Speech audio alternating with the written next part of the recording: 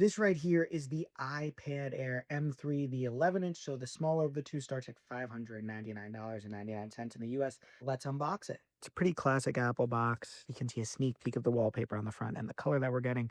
The 1 terabyte iPad Air 11-inch. Regardless if you get the 11-inch or the 13-inch, the processor inside is Apple's M3 chip, along with 8 gigs of RAM, like we saw last year.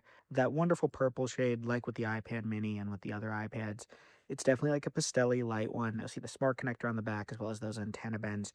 One change here though is there is no longer any branding on the back, so just that Apple logo. Front-facing 12 megapixel camera does support center stage, and that is located on the horizontal side. Pretty quick boot. There's the Touch ID built into the power button. Your stereo speakers and that USB-C port are all there.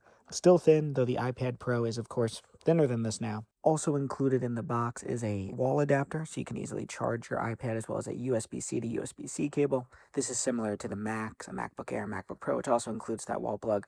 iPhone no longer does.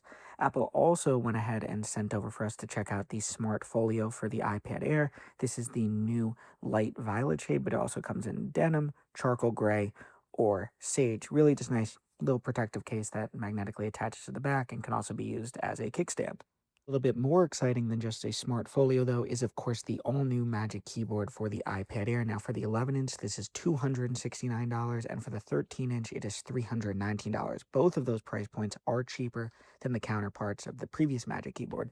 What is new here is it is the same size. So on the 11-inch, it's still a little compact, but Apple's managed to add in a 14-key function row at the top, so you can easily adjust quick settings, and the trackpad is larger, a little more expansive, so you can control iPad OS.